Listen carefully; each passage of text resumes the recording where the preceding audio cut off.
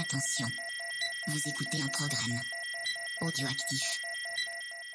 Oh, touch, Jack Miller, nudging him wide as well. Miller and Mir, side to side, they went into each other. The checkered flag is out. It's Zarco versus Martin for second, but the race winner tonight, no questions about it. A stunner from Fabio Quartararo to win. Salut à tous, on se retrouve pour un nouvel épisode de C'est qui en pôle, le numéro 101, où on va parler du 12e Grand Prix de cette saison 2021. Pour m'accompagner, Olivier, comment ça va ? Salut Cyril, salut à tous. Bah ça va très bien. Ouais, bah on est revenu en distanciel. Lundi dernier, on buvait une petite bière à la Binouze. C'était bien cool. On tient d'ailleurs à saluer Ophélie qui avait fait le déplacement. Ouais. Puis on espère remettre ça d'ici la fin de saison pour je sais pas, fêter un truc quoi. Je pense qu'il va y avoir un truc à fêter d'ici peu. Alors on va commencer évidemment par le gagnant de notre petit jeu en partenariat avec la Bécannerie. C'est Guillaume qui va recevoir donc les goodies de la Bécannerie puisqu'il n'a pas trouvé le pilote en pôle en MotoGP, mais personne l'a trouvé parce que c'était quand même pas évident de le deviner. Là la pôle elle était à 200 contre 1 je pense. Ah ouais bah là c'était on y reviendra un petit peu plus tard, mais il y a eu quand même quelques news. Donc surtout en MotoGP, il y a eu je sais pas si c'est la danse du tapis qu'on fait pendant les mariages ou les chaises musicales, mais en tout cas chez Yamaha ça a pas mal bougé, donc je te laisse en parler et puis on va en discuter un peu plus en détail. Effectivement, c'est vraiment Yamaha qui prend toute l'attention sur ces news avec la séparation immédiate de Vinales et de Yamaha. Du coup, ils l'ont annoncé dès le jeudi. Vinales, il avait signé chez Aprilia. Il a été suspendu, je le rappelle, pour le Grand Prix d'Autriche. Le deuxième du coup. Et voilà, donc la séparation avec... la marque Nippon s'est actée. Du coup, c'est Crutchlow qui le remplace sur la Yamusine. Et il y a un petit gars de la Moto 2, je ne sais pas si vous le connaissez, Dixon, qui du coup monte sur la Petronas. Voilà, petit bizutage de Dixon sur une MotoGP. On en parlera évidemment tout à l'heure pendant le débrief. Et puis les news qui sont arrivées un petit peu après, c'est Morbi, lui qui a été annoncé chez Yamusine normalement dès le Grand Prix de Misano du coup. Et puis Jarvis a dit avoir conclu un accord oral avec Dovizioso pour la fin de saison chez Petronas. Voilà, donc ça bouge beaucoup. On va vous faire un petit schéma, je pense, sur le Twitter parce que c'est peut-être pas forcément clair à l'oral, mais voilà, ça a pas mal bougé du côté de chez Yam. Ouais, bah comme tu l'as dit, je pense que évidemment ils vont anticiper la solution qui avait été envisagée de Morbidelli en factory avec Quartararo, ce qui est à mon avis pas une mauvaise chose si Morbidelli est bien remis.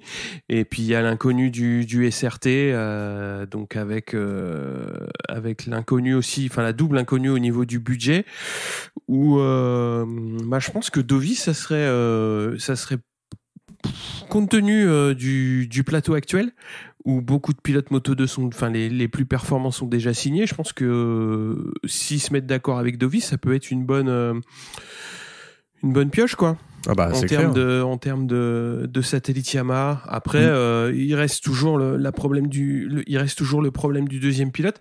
Et là, jusqu'à la fin de saison, ça va être effectivement chacun va prendre son ticket pour aller faire un petit tour sur la M1.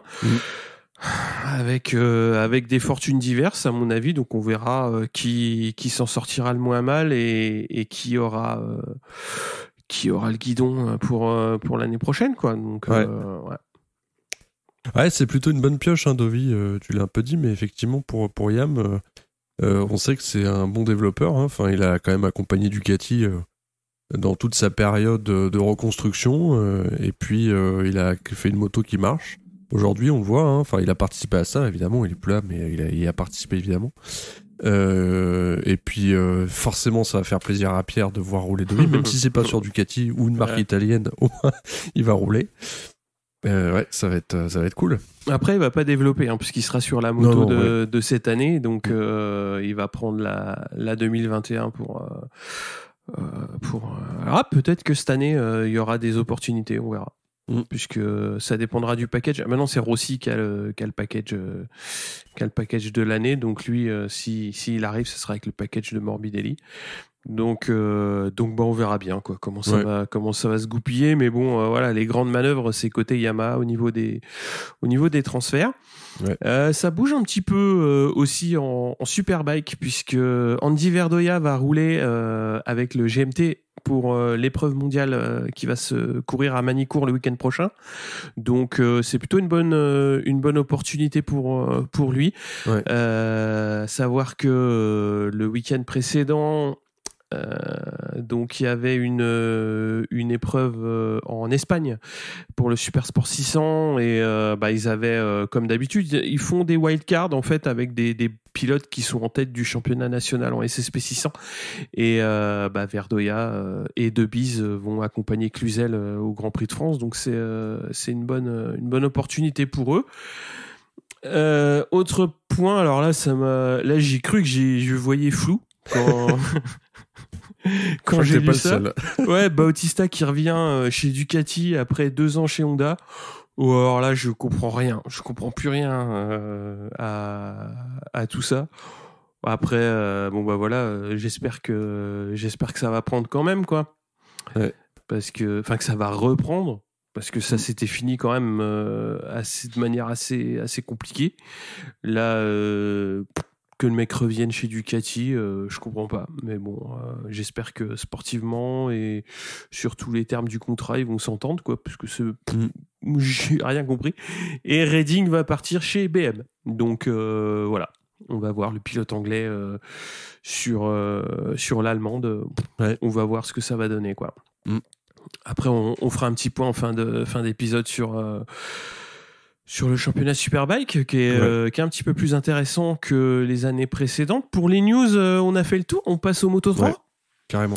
Donc on a Rodrigo, Tate, Salach et Guevara qui passent en Q2. Acosta est coincé en 8e ligne, donc un peu loin. En Q2, c'est Fenati, donc qui a dominé toutes les séances d'essai, qui partira en pole devant Rodrigo et Riccardo Rossi. En 2e ligne, on a Mignot, Antonelli et Salach. Alors, on va passer à la course. Donc, c'est Fenati qui profite de la pole et prend la tête. Donc, Antonelli, Mignot, Rossi et Rodrigo prennent également un bon départ. On a Acosta et Garcia qui remontent et se rapprochent du top 10. Un bon écart se creuse entre Mignot et Foggia, 4, ce qui est assez inhabituel dans la catégorie, hein. C'est-à-dire que là, on a on n'a pas de paquet, on a vraiment des petits groupes de 3 ou 4 coureurs, donc c'est assez une physionomie de course assez atypique.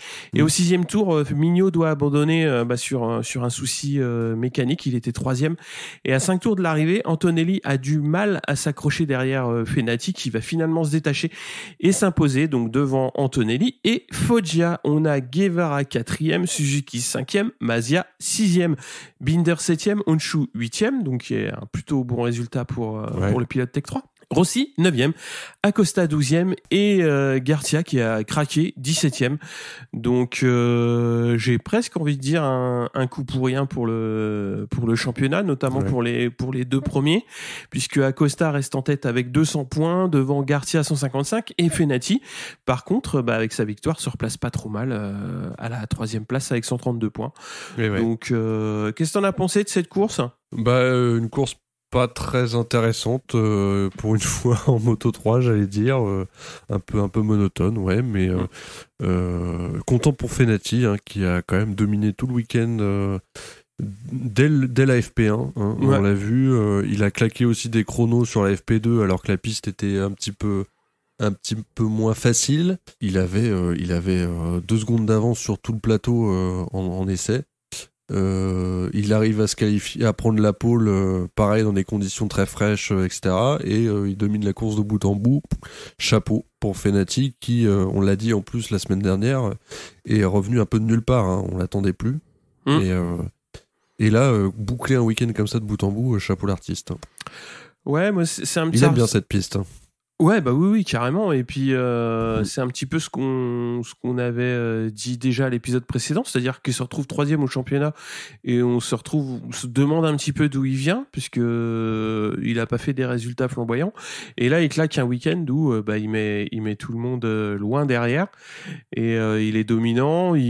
Sur la course, il y a rien à dire. Il est seul au monde. Donc c'est étonnant. Après. pour en avoir parlé rapidement sur le Discord. Moi, Fenati, ça reste une énigme pour ça, quoi. C'est un pilote qui est capable de passer complètement à côté de son week-end et à côté de ça, faire un week-end comme ça. Ça fait partie du mec, quoi. C'est-à-dire que c'est ou tout l'un ou tout l'autre. C'est un peu bizarre.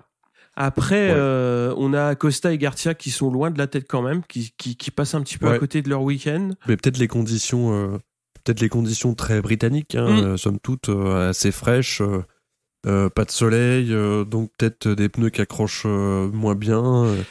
Je sais pas. Enfin, ils avaient pas l'air à l'aise. À part Fenati, encore une fois, qui était vraiment à l'aise, tous les autres n'avaient pas l'air complètement dedans. Et d'ailleurs, on l'a vu avec la physionomie de la course où il n'y a pas eu autant de bagarres que d'habitude. Et puis un petit train, quoi, ce qu'on n'a pas l'habitude de voir en Moto 3. Donc, Ouais, c'est ça. Puis c'est, tu fais bien de parler de la température de piste parce que ça va gêner beaucoup certains pilotes aussi en GP. Mais faut savoir que les Moto 3, en général, ils courent tôt toutes leurs séances, enfin sauf la séance du vendredi après-midi et la qualif du samedi. Mais même la course, elle se déroule quand même assez tôt et la piste n'a pas nécessairement le temps de chauffer, surtout quand il n'y a pas de soleil. Donc ouais, c'était à mon avis des conditions un peu, je dirais pas piégeuses, mais pas optimales pour l'adhérence. Donc ça peut expliquer aussi un surtout petit peu. Sur un circuit très long, très très long, avec des tours à plus de 2 minutes, évidemment. Ouais. Ça change tout, évidemment. Ouais, j'ai oublié d'en parler, mais Lorenzo Felon est 22e sur cette course. Donc, on va voir si d'ici... Ouais, il a un petit peu raté son départ, malheureusement, et c'est vrai qu'il était plutôt bien sur le reste du week-end, en tout cas sur les essais et même la qualif, parce qu'il se qualifie direct en Q2. Et ouais, c'est dommage, mais pareil, encore une fois, les conditions... en tout cas, il a l'air de progresser, de prendre ses marques, et c'est vraiment intéressant. Même là, s'il fait un résultat pas terrible, on a l'impression qu'il régularise un petit peu. Il manque pas grand-chose, effectivement, pour faire un beau truc, un top 10. Pour faire des points, déjà des points, il faut rentrer dans les points. Ouais. Déjà des points, c'est clair. Désolé, pas très bavard sur cette course Moto 3, mais non, mais pas grand chose à dire non plus. Ouais, il n'y a pas grand chose de spécial à dire. On va passer à la course Moto 2 qui a été quand même, mine de rien, un petit peu plus animée sans être non plus fofolle. Mais en Q1, donc on a Manzi, Ogura, Chantra et Vieré qui passent en Q2 et c'est Bezeki qui partira en pôle devant Navarro et Loves. Garner est 4e, Raúl Fernandez 5, Di Gianantonio 6, Augusto Fernandez 7, Canet 8, Vieré 9. Donc en course, Loves prend les commandes assez vite devant Bezeki et Navarro, mais l'Italien va prendre la tête donc dans le deuxième tour. Baldassari va abandonner au 4e. Garner va petit à petit se replacer à la 2e place et prendre la tête au 5e tour. Bezeki et Garner vont animer la tête de course. Il va y avoir quand même des jolies passes d'armes. Alors l'Italien sort de gros freinages. Loves reste au contact, mais ça va pas durer toute la course. Donc Manzi va chuter à mi-course. Bobier va chuter à 4 tours de l'arrivée et Loves va décrocher, va se faire passer par Navarro et Raúl Fernandez va chuter, ce qui est assez rare. Et on a Garner qui tient bon et l'emporte devant Bezeki et Navarro. Loves est 4e, Di Gianantonio 5, Augusto Fernandez 6, Canet 7, Vieré 8 et Ogura 9. Au général, donc on a Garner qui creuse son trou quand même grâce à cette victoire avec 231 points, devant Fernandez avec 187 et Bezeki commence à se rapprocher avec 178. Cette course, qu'est-ce que t'en dis ? Tu l'as dit, mais ouais, Raúl Fernandez, une erreur assez rare, très rare même, inexistante. Ouais, une erreur de rookie, mais ça arrive. Oui, ça arrive. On peut pas lui en vouloir, encore une fois, conditions assez particulières, etc. Un peu déçu pour Lowe's, qui avait les commandes, encore une fois. J'ai l'impression que ça fait quand même plusieurs fois cette saison où tu le sens assez bon en début de course et puis vraiment perdre pied sur la deuxième partie de la course. Bon, après, il fait 4, c'est pas un résultat dégueu. C'est pas une catastrophe, ouais. Non, on est d'accord, mais... Ouais, tu sens qu'il peut tenir un podium et puis il craque un petit peu au dernier moment. C'est con, surtout à domicile en plus. Mais bon, c'est comme ça, c'est le sport qui veut ça, ouais. Après, mais sinon, ouais, non, pas grand-chose non plus en Moto 2. Après, Loves, au général, bon, j'en ai pas parlé puisque je cite que les 3 premiers, mais il est 4e à 127 points. Donc, tu vois, ça commence à faire très, très loin, même de Bezeki. Hein. Ça fait 52 points d'écart avec Bezeki. Ça commence à faire beaucoup, quoi. Alors, pour reprendre Gardner, c'est mort. Pour raccrocher Fernandez et Bezeki, voilà, va falloir s'employer sévère. Et après, ouais, parce que les autres, ils roulent en plus. Hein. Enfin... Ah bah oui, ils vont pas l'attendre. Hein. Je pense qu'ils vont pas l'attendre. Non, c'est clair. Ouais, sur cette course, Gardner et Bezeki quand même très largement au-dessus du lot. Alors, Gardner, c'est pas étonnant puisque ça a été un petit peu ça toute la saison, sauf sur peut-être sur la dernière course où il était un petit peu plus en retrait, mais sinon toute la saison il a été présent et là il l'est encore, donc c'est pas vraiment une surprise. Bezeki, c'est bien de le voir là parce que depuis le début de saison, on le voyait, je dirais pas en demi-teinte, mais pas toujours aux avant-postes, et là c'est bien parce que justement sur cette course-là, il a vraiment pendant une bonne partie de la course fait jeu égal avec l'Australien, donc c'est d'une part rassurant sur son niveau, et puis ça le replace un petit peu pour la 2e place, parce que c'est pareil hein, pour Fernandez et Bezeki, ça va être chaud d'aller rechercher Gardner, surtout vu comment l'Australien roule. Mais ouais, ça va au moins leur placer pour le trio, quoi. Ouais. Donc on va voir comment ça va se goupiller. On va attaquer le gros. Absolument. Le gros du menu avec le MotoGP. Je te laisse la main. Ouais, avec en Q1 donc Zarco et Rins, c'est 2 pilotes qui passent en Q2, et en Q2 alors la petit fun fact, Martin on le voit avec plus d'une seconde d'avance après le 3e secteur en fin de séance, un tour en 58.0, une 58.0 évidemment, ça paraît impossible, et effectivement le chrono sera annulé quelques longues minutes plus tard. C'est finalement Pol Espargaro, incroyable, qui décroche la pole pour Paul. Ça, c'est copyright, mais non. Voilà, copyright, absolument. Bagnaia est 2e et Quartararo 3e. Ouais, une séance assez particulière, mais je pense qu'on va y revenir un petit peu tout à l'heure, mais le fait que la direction de course ait mis 8 heures à annuler le tour de Martin alors qu'il a allègrement coupé un virage est assez étrange, mais enfin. On passe à la course avec le bon départ, très bon même, de Pol Espargaro qui tire très bien parti de sa pole, du coup il fait le hold shot dès le premier virage. Bagnaia lui soire un peu avec beaucoup de wheeling, et puis Quartararo en profite, tout comme Aleix Espargaro. Ça chauffe un peu dans le premier tour entre Jorge Martin et Marc Marquez, un peu beaucoup même, parce que les deux vont finir par se bourrer, l'un étant un peu plus responsable que l'autre, et quelque chose me dit qu'on va en reparler tout à l'heure dans le débrief. Paul est parti tout seul devant, poursuivi par son frangin et Quartararo. Les deux Ducati officiels suivent et Rins entame une remontée. Je dis une remontée parce qu'effectivement on n'est que 3 tours après le début de la course, mais effectivement il y a déjà un petit écart entre Paul et le reste. Fabio finit par prendre le meilleur tout en patience sur Aleix Espargaro puis sur Paul. Il prend la tête et dit bye bye au reste du peloton. Après ça bouge pas beaucoup pendant plusieurs tours derrière Quartararo. Les deux frères Espargaro n'arrivent pas du tout à suivre le rythme du français, mais on est déjà content de voir l'Aprilia aux avant-postes. On se demande si ça va tenir dans la deuxième moitié de la course, un moment toujours très délicat pour la marque italienne jusqu'à maintenant. Rins remonte tranquillement sur Aleix et finit par le doubler. Paul a une fin de course relativement difficile, il avait 1 seconde et demie d'avance sur Miller au 13e tour, mais l'Australien le passe au 15e tour à la suite d'une grossière erreur de l'Espagnol. Aleix Espargaro, lui, est toujours 3e, ça sent bon le podium pour Aprilia, le suspense durera jusqu'au dernier virage quasiment. Miller le passe, mais Aleix ne se laisse pas faire et lui renvoie l'appareil. Classement final du coup, Quartararo gagne ce Grand Prix d'une façon magistrale, Rins 2e, Aleix Espargaro 3e et Zarco finit 11e. C'est donc le premier podium en MotoGP de l'histoire pour le constructeur Aprilia. Aleix, lui, n'était pas monté sur le podium depuis Aragon 2014, presque 7 ans jour pour jour. Au championnat, ça nous donne une très belle opération du coup pour notre petit Frenchie. Quartararo a 206 points, Mir est 2e 141 points, et Zarco reprend la 3e place avec 137 points. Il profite un petit peu de la débandade des autres concurrents au championnat. On le voyait en fond de classement, et puis on voit tous les autres aussi dégringoler. Donc ouais, c'est vraiment un petit miracle qu'ils réussissent à rechoper cette 3e place au championnat Johan. Alors, il y a beaucoup de choses à dire sur ce Grand Prix. Énormément de choses à dire. Je te laisse démarrer. Même si j'ai fait vite, évidemment, sur le débrief, enfin sur le résumé, parce qu'effectivement, il s'est pas passé grand chose en termes de spectacle. Je pense qu'on va commencer par Marquez.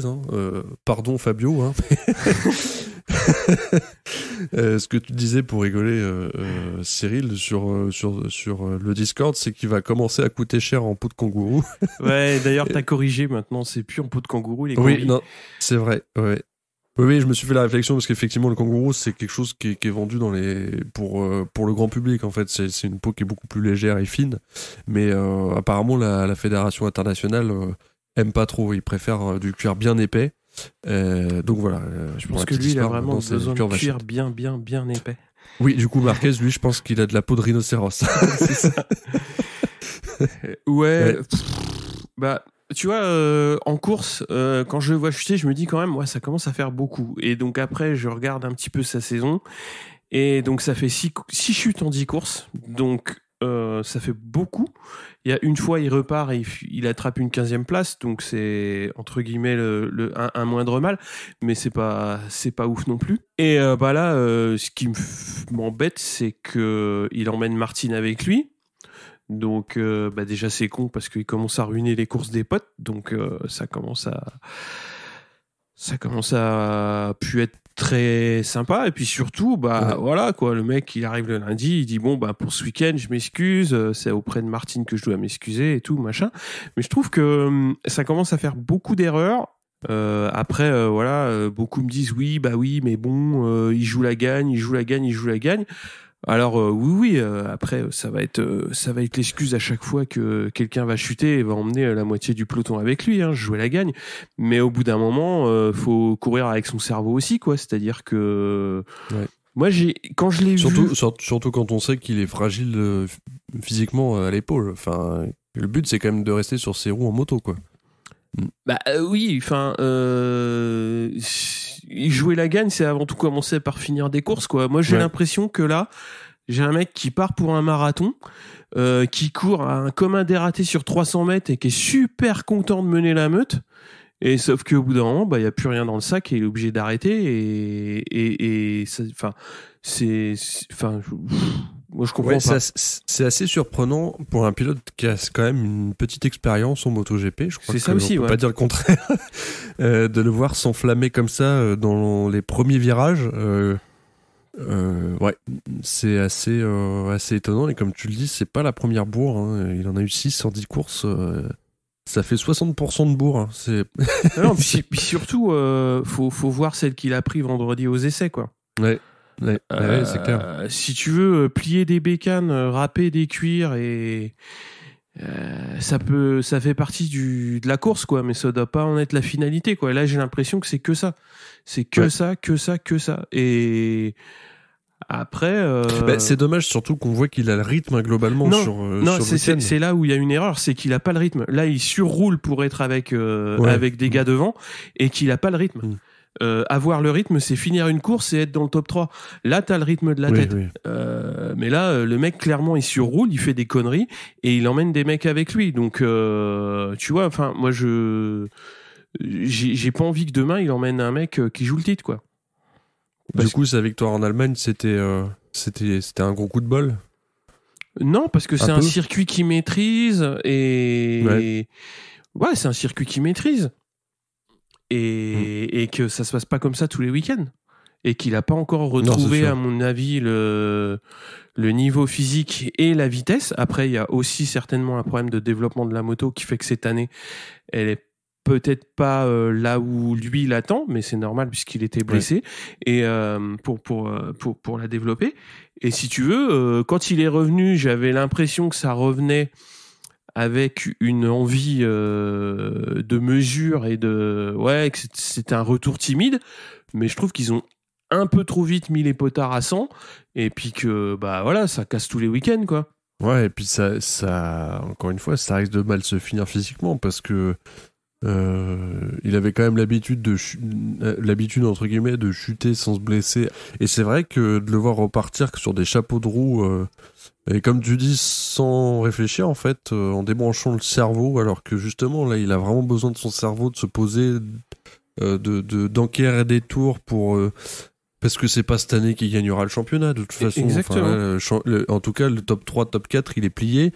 C'est pas cette année qu'il va le gagner, donc il faut juste qu'il se concentre pour essayer au moins d'être top 10. Enfin, de base être top 10, et on l'avait dit après son top 7 sur les 2 premières courses, je crois, où on avait déjà salué la perf. Là, effectivement, je crois qu'il grille un petit peu les étapes. Alors il a gagné en Allemagne, du coup il se dit je peux gagner en forçant le trait, mais la preuve que non, quoi. Et effectivement il s'est bourré 6 fois sur 10. Ouais, quand tu loupes autant de courses, c'est quand même compliqué de pouvoir justifier par jouer le général, quoi. Non, c'est enfin, là il joue rien. Enfin, la saison 2021 pour lui elle est finie, et elle n'a que pour seul but de préparer 2022, et en mettant sa bécane Ota après 4 virages et en la pliant en FP1. Après la chute en FP1 il y peut pas grand chose, mais enfin voilà quoi, faut réfléchir aussi à. Et là j'ai l'impression que c'est du win it or bin it tous les week-ends, alors que c'est pas du tout comme ça qu'il devrait envisager les choses, enfin de mon point de vue. Ben non, c'est clair, surtout qu'il a le temps. Enfin, et là, il faut juste qu'il prépare la prochaine saison, en fait. Ouais. Bah ouais. Et effectivement, c'est pas en se bourrant dans le premier tour de la course qu'il va. Bon, ça n'a pas été le cas la semaine dernière, j'en rajoute exprès, mais ouais, c'est. Après, c'est vrai que la chute de la semaine dernière, petit coup dans le rétro, elle a dû faire mal, hein, psychologiquement, parce qu'il était quand même en tête de la course et des conditions qu'il aime bien, un petit peu mitigées, machin. Ça doit être frustrant, et c'est vrai que là encore une fois, avec son expérience, ne pas réussir à se poser et à réfléchir et à se dire je finis la course, on verra, et on construit le truc au fur et à mesure. Je suis à la fois étonné et dépité, ouais. Dépité. Pourtant, je suis assez. C'est pour ça, dépité parce que je suis fan de Marquez. Mais ouais, ça me déçoit beaucoup d'un pro pilote comme ça, quoi. Ouais, tu vois, sans être fan de Marquez, moi je lui reconnais tout le talent que tu veux, mais là je trouve que son retour après 10 courses, c'est mauvais, quoi. Et ouais. c'est mauvais, c'est très sévère de le dire parce qu'il en a gagné une, mais je trouve que c'est pas intelligent ce qu'il fait.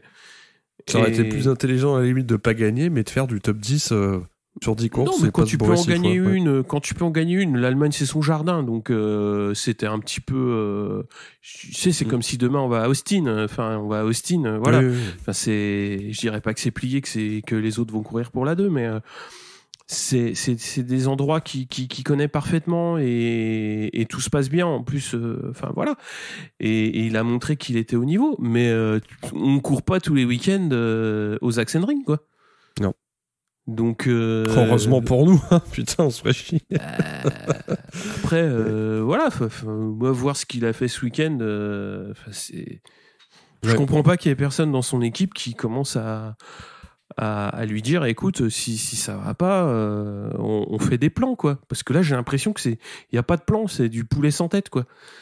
C'est un rookie qui arrive en catégorie, quoi. Et c'est pas comme ça que ça doit se passer, quoi. Non, c'est clair. Sa vie, quoi. On sait pas tout aussi sur sur l'arrière-cour, comment ça se passe avec Honda, comment ça se passe. Oui. Tu veux parler de quoi après? On se fait un petit coup sur Aprilia quand même, sur Aleix. Ouais. Il y a plein de choses à dire. On est d'abord ultra content pour Aprilia, pour Aleix aussi. Aleix qui, pour le coup, à l'inverse de Marquez, a été très patient. Lui, il a vraiment construit son podium. Hein. Ça fait 5-6 courses qu'on se dit ça approche, et ça y est, il la tient. Et de quelle manière? Parce que la passe d'armes avec Miller dans le dernier tour, faut se la farcir. Hein. Ouais, magnifique. Hein. Pas grand chose à dire. Ouais, comme tu dis, il y a de la patience. Il y a, je pense, énormément de travail.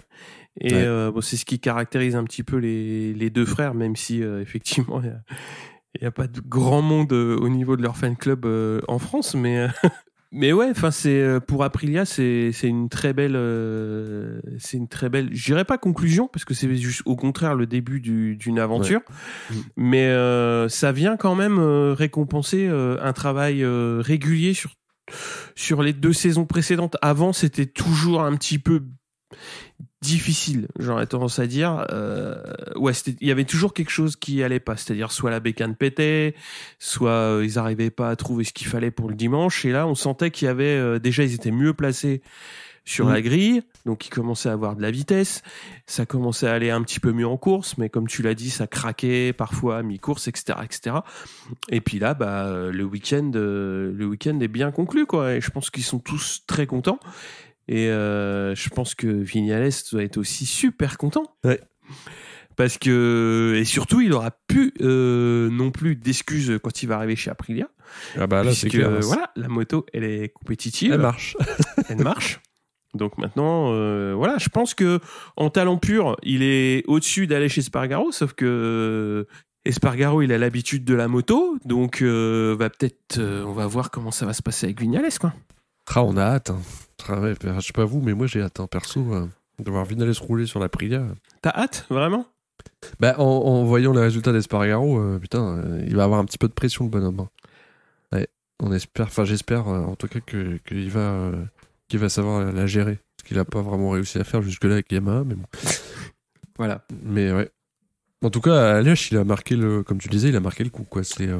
C'est sûrement pas c'est absolument pas volontaire, il voulait juste le podium, mais c'est vrai que du coup le petit message du toi t'arrives, tiens regarde la moto elle marche, essaie de la faire fonctionner aussi bien que moi. Ouais. C'est un peu bizarre parce qu'ils ont toujours eu des déclarations un peu fracassantes, un peu rentre dedans les deux, mais enfin Aleix et Paul, mais ouais, c'est surtout ça Aprilia sur les deux saisons précédentes, c'est quand même un travail sérieux et il y a du progrès, quoi. Donc c'est pas facile, hein, parce qu'ils ont pas énormément de moyens non plus. Ils sont pas, à mon avis, dans la même cour que les Yamaha, Honda et Ducati. Et là, on sentait que c'était pas loin, et là pouvoir y aller, c'est un bel aboutissement et il faut continuer, quoi. Ouais, transition toute trouvée avec l'autre point qu'on voulait aborder. 6 constructeurs aux 6 premières places. Ouais. Alors c'est génial. Bah oui. Là, on sait pourquoi on regarde la moto et pas la Formule 1. Hein. Ah bah oui. Voilà, après ça c'est un autre débat. Non, mais je plaisante. Oui. Mais oui, vas-y, je te laisse développer un petit peu là-dessus, quoi. Non, mais il y a pas grand-chose à développer. C'est juste c'est quand même incroyable de voir de 6 marques se tirer la bourre et d'être quasi aussi compétitives les unes que les autres et proposer une bataille d'enfer à ce niveau-là, quoi. C'est juste génial, on se régale. Ouais. Bah ouais, c'est un top 8, ça c'est Thomas Morcellino donc qui l'a annoncé, donc un top 8 l'un des plus serrés de l'histoire, puisque les 8 pilotes sont en 14 secondes, et surtout que le 7e et le 8e sont des pilotes satellites avec Iker Lecuona et Alex Marquez, donc c'est aussi bien de voir que les écuries satellites sont présentes. Je trouve que c'est un petit peu ce qui a été dit dans les commentaires après course. La Dorna, elle est arrivée là où elle voulait amener le plateau. C'est-à-dire pas nécessairement en termes de pilotes, mais avec ce qu'ils ont réussi à mettre en place. Ils ont un plateau qui est très homogène, qui est très équilibré, où toutes les écuries sont compétitives, et c'est très bien. Enfin, comme tu l'as dit, regarder des courses comme ça, c'est un plaisir, parce que 6 marques aux 6 premières places, bah ça prouve que il y a aucun constructeur qui est en chasse-patate derrière avec 3 francs 6 sous pour boucler son budget.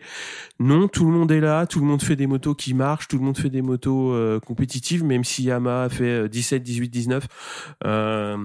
C'est des circonstances aussi particulières qui ont amené ça, et c'est pas reluisant pour Yamaha, hein, loin de là. Mais ouais, si constructeur aussi première place, c'est à noter. C'est vraiment bien. C'est clair. Alors, autre chose à noter quand même, parce qu'on va nous reprocher de ne pas en avoir parlé, c'est Quartararo, évidemment. Parce qu'on considère on considère ça normal, en fait. Après tout, voilà, il domine une course de quasi bout en bout. Il a 3 secondes d'avance sur le reste en 4 tours. Tout est normal. Voilà, un petit mot. Ouais, Quartararo, Fabio.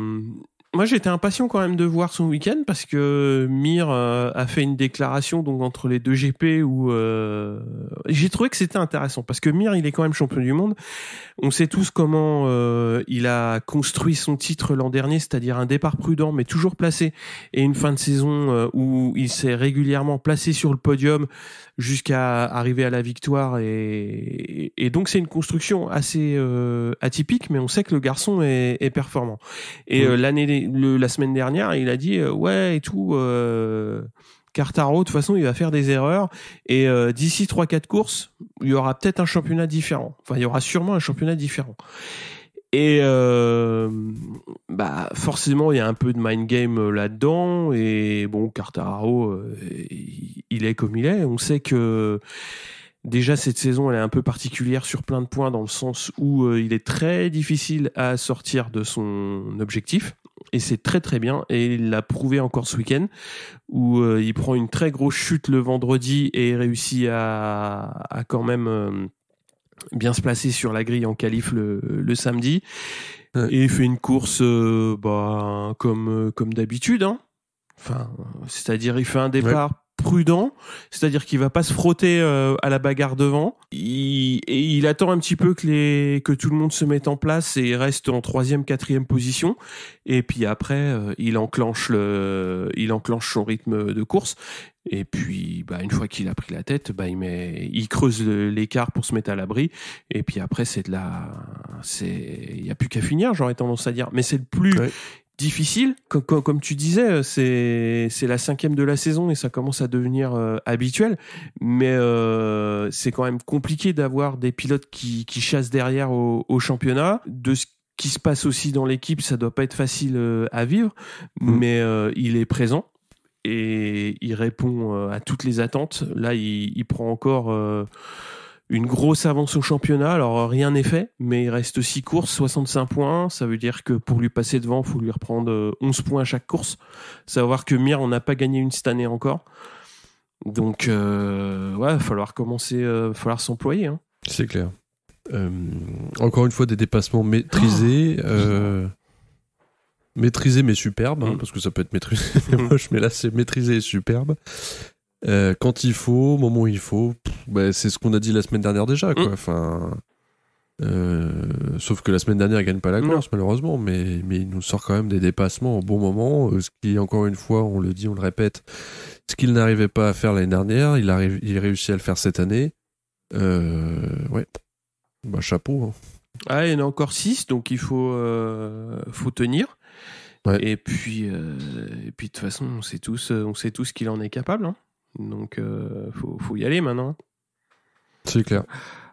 C'est clair. Et c'est vrai ce que tu disais. Enfin, je remets une couche là-dessus, mais c'est vrai que sa chute du vendredi, elle a fait peur. Hein. Enfin, elle est assez spéciale en plus cette chute. On comprend pas trop. C'est entre un high side et un low side. C'est assez bizarre. Ça lui tord un petit peu la cheville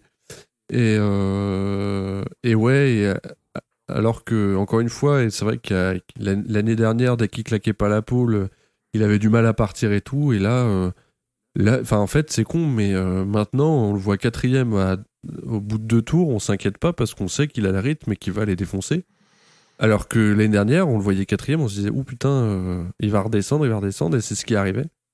Et encore une fois cette année il a gommé ça et c'est juste incroyable quoi. Enfin, là, on va glisser aussi un petit mot, puisqu'il y a Michel Turcot qui va sortir un livre donc, sur lui donc, le 2 septembre. Hein, donc, c'est très, très, très, très bientôt que le livre sort. Pierre l'a déjà commandé. Moi, je vais attendre qu'il y ait le chapitre suivant. Donc... c'est clair. Non, mais c'est un plaisir de le voir comme ça sur ce week-end, quoi. Parce que puis en plus il a un podium avec Rins et Espargaro, c'est des pilotes qui sont très loin au général, donc qui creusent l'écart avec ses concurrents directs, quoi. Quand tu vois le plus proche, c'est Mir, donc qui est 9e. Johan Zarco fait 11e. Ouais, c'est quand même des sacrés écarts creusés. Et donc c'est tout bénef pour lui, quoi. Ouais. Après, bon voilà, c'est ce qu'on dit chaque épisode. Hein. Il reste mobilisé, il déçoit pas. Il reste focalisé sur ce qu'il sait faire. Donc partons de là. Hein. Il y a plus qu'à. Hein. Il n'y a plus qu'à. On va dire. C'est clair. Ouais, bah, on va parler aussi rapidement de Suzuki sur le podium. Hein, mais bah, c'est pas la bonne. C'est bien, ça change. Voilà, ça change. Bah, c'est Rins hein, qui, pour une fois, fait une course pleine et ouais, pleine, quoi. C'est-à-dire bien. Enfin, je dirais pas dans la roue de Fabio parce qu'il est quand même un petit peu décroché, mais sérieux, placé, pas mal. Mais bon, voilà. Ouais. Bah, j'allais dire, c'était enfin, je vais être très sévère, mais c'était maintenant ou jamais. Enfin, pour se retrouver, se retrouver un petit peu Ah bah oui. Ouais, le dernier GP de Grande-Bretagne, c'était lui qui l'avait gagné, on s'en souvient, en grappillant les derniers centimètres face à Marquez dans le dernier virage. Même à la sortie du dernier virage. Ouais, là, c'est bien qu'il fasse 2. Après, il faut confirmer, quoi. Ça suffit pas. Enfin, je pense pas que ça suffise à Rins pour qu'il reprenne du poil de la bête, quoi. Il va falloir confirmer. Ah bah, va falloir en enfiler des podiums s'il veut se replacer au général, hein, quand même. Parce que là, ouais, Alex Rins, il est 11e au général avec 64 points. Savoir que là, il en a pris 20 d'un coup. Hein, donc, ça veut dire qu'il était vraiment dans le ventre mou du classement. Et ouais, bah oui. Bah, il faut je pense qu'il va faire la même saison que l'année dernière, quoi. Ouais. Ça va finir en tambour et en trompette et puis ça va repartir l'année prochaine en bac à gravier et puis voilà, quoi.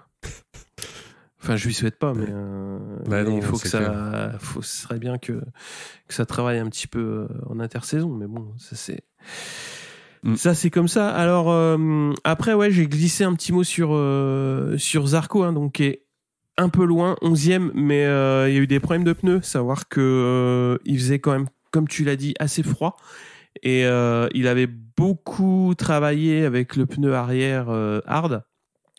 Et vu que la piste était trop froide le dimanche, ils ont dû passer sur une option médium et qui a été très très très compliqué à gérer. Et donc, d'ailleurs, c'était pas le seul à être en difficulté face au pneu. Exactement. On l'a vu. Ouais. Rossi a eu le même problème.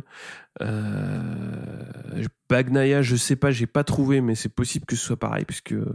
Ouais, bah oui, pareil, il dégringole. Ouais, sur ça dégringole tiers, en fin de course.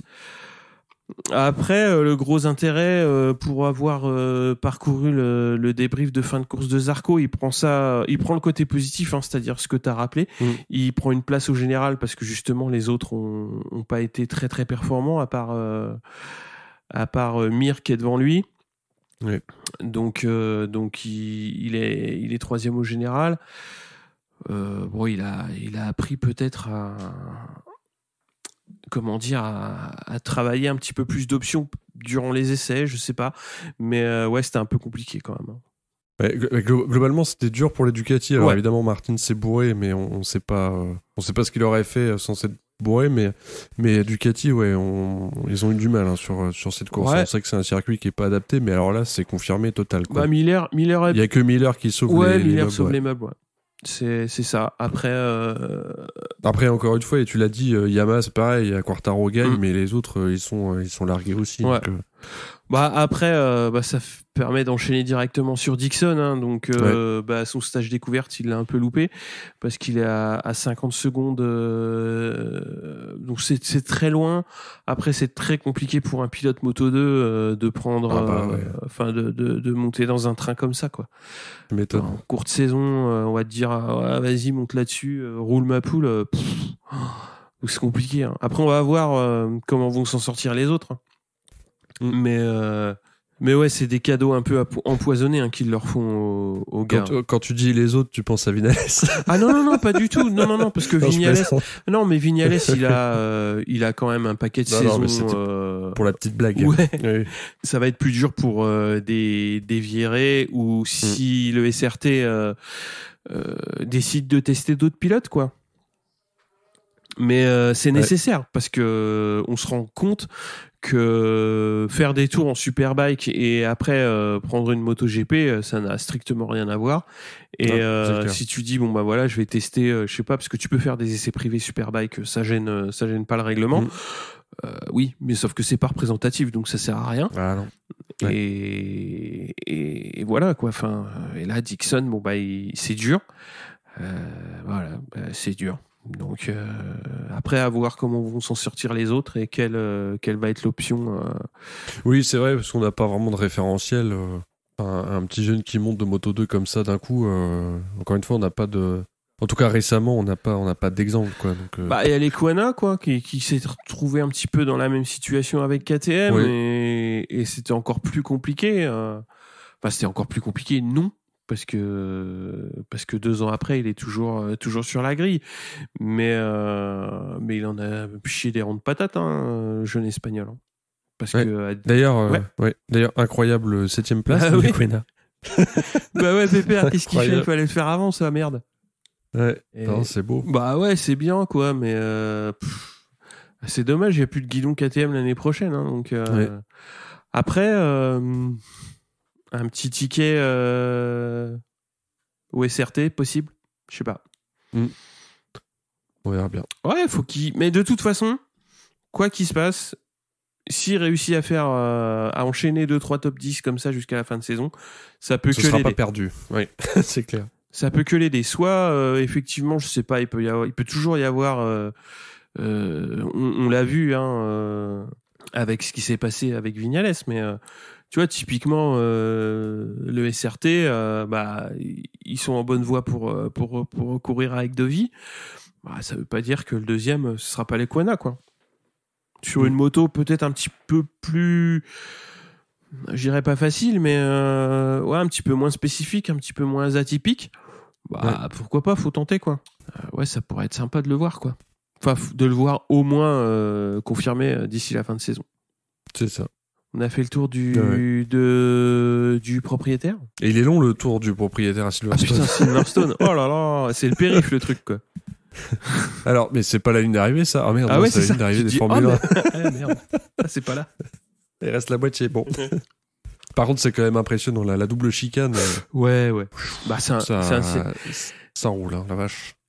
c'est un circuit qui s'est retrouvé là un petit peu, enfin pas qui s'est retrouvé là par hasard, mais à l'origine ils auraient dû faire un circuit de ce qu'ils appelaient circuit de Wells, donc du Pays de Galles, qui avait a priori les financements je sais pas quand, mais qui de toute façon se fera jamais, et bah du coup ils continuent de courir à Silverstone, ils mettent des boules de sparadrap pour pouvoir continuer à rouler et à le faire homologuer. Mais ouais, leur circuit de Pays de Galles, ils vont jamais le faire au final, je crois. Mais bon, après, voilà, tant qu'il y a une course qui se court, Ouais, c'est clair, on va pas se plaindre. nous on va pas se plaindre. Exactement. On termine avec un petit mot sur le Superbike. Ouais. Allez, alors le French, puisque ça courait à Carole, et en mine c'est Gines qui gagne la première course devant Forêt et Teicher, et en course 2, Forêt s'impose devant Gines et Teicher à nouveau sur le podium. Ouais, ils ont battu le record du tour en course en 59,7. Et je rappelle que le record de la piste est à un peu moins de 59. Donc pas dégueu. Voilà. Ah ouais, quoi. C'est qui l'a fait? C'est Forêt? C'est Kenny, ouais. Et du coup, pour la petite histoire, j'ai fait l'Open Mutuel des Motards juste après le week-end de course à Carole. T'as fait un tour en 1-2? Non. J'aurais bien aimé. Une 2 à 0, oui, une 20. Ah, oui, une c'est 20, ça. d'accord. Ah oui, bah c'est une 2, quoi. Non, mais c'était rigolo. Du coup, il y avait Forêt et Ginès qui étaient là en tant que ambassadeur de la Mutuelle des Mottes. Je suis pas du tout assuré à la Mutuelle des Mottes pour le coup, donc je peux en parler. Et du coup, ils se tiraient un petit peu la bourre sur la course. C'était rigolo. Ginès était venu avec les pneus slick et la 1000. C'était assez dingue de le voir taper des freinages. Enfin, franchement, si vous avez pas eu l'occasion d'y aller, allez voir le French Superbike à Carole. C'est vraiment cool. Il y a vraiment une ambiance sympa. Et faites aussi un tour vous et comparez-vous avec les autres et ça Non, ça vous remet un peu en place. Faut pas se comparer. Ah non, faut pas se comparer. Ça remet un peu en place. Non, On apprend l'humilité. ouais. Le titre en 1000 va se décider lors de la dernière étape, puisque De Bise est toujours leader devant Ginès et à 7 petits points seulement, et Forêt qui est 3e, donc ça va se décider pour la dernière étape. Et en 600, De Bis gagne les 2 courses et le championnat. Et Cauchy est assuré de faire 2e au général, donc De Bis a déjà un titre en poche. Et on va passer aussi au World Superbike, puisque avant la manche française qui se court, donc la semaine prochaine à Manicourt, ça tournait sur le circuit de Navarra et 3 pilotes ont trusté les podiums en Superbike. Donc Redding qui gagne la course 1 et la Superpole Race et fait 2 en course 2 évidemment. Toprak Razgatlioglu gagne la course 2 et fait 3e sur les 2 autres courses. Et Réa bouche les trous, c'est-à-dire il fait 2, 2 et 3.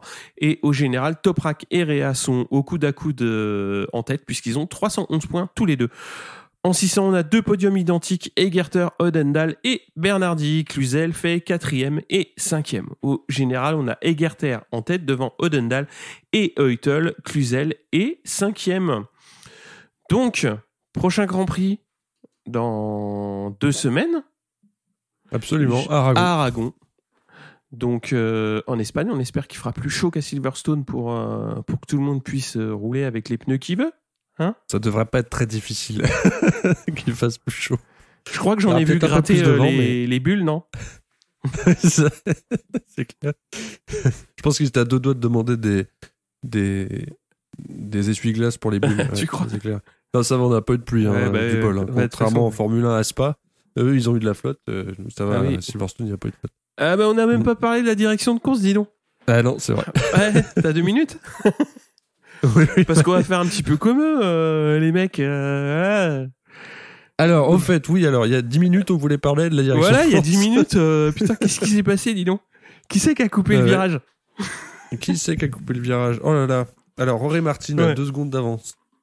Et alors, ce qui était rigolo, c'était de voir David Dumas sur Canal s'exciter comme un ouf en disant « Oh là là, mais il est incroyable, ce pilote !» Et Randy de Punay qui fait « Non, mais là, il a grugé, c'est pas possible. » C'est pas possible. Plus d'une seconde au 3e secteur, là il fait 9 dixièmes. Non, il y a un truc.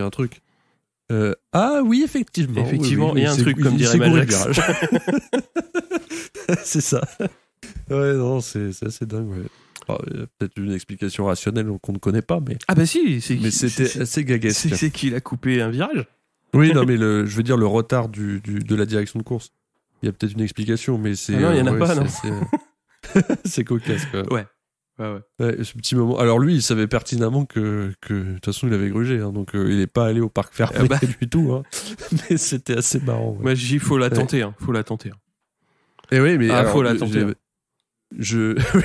T'arrives au parc à la Rémi Gaillard un peu. Ouais, la Rémi Gaillard, tu dis quoi? Bah ouais, une 58 les gars. Attendez, j'étais pas chaud en plus. Hein. Ouais, ça fait penser, mais on n'a même pas parlé de Paul Espargaro. C'est moche. C'est moche. Ouais. Bah si tu veux en remettre une couche sur Paul, vas-y. Allez. Ah non, mais on est content pour Paul. Voilà, c'est une super pole pour Paul, encore une fois, pour faire la blague. Ouais, c'est top. Et encore une fois, alors lui, pour le coup, on disait ça pour Rins, mais pareil pour Paul, on espère qu'il va confirmer. Et c'est quand même un bonheur de le voir content comme ça et de finir une course en plus dans le top 5. Quoi. Ah donc c'est génial. Bah ouais. Pas mieux. Non, mais c'est méchant de dire ça, mais moi je préfère, tu vois, voir un Paul Espargaro qui, alors j'aime pas quand il arrive en début de saison et qu'il fait le Cador, mais parce qu'il y avait pas de raison de le faire.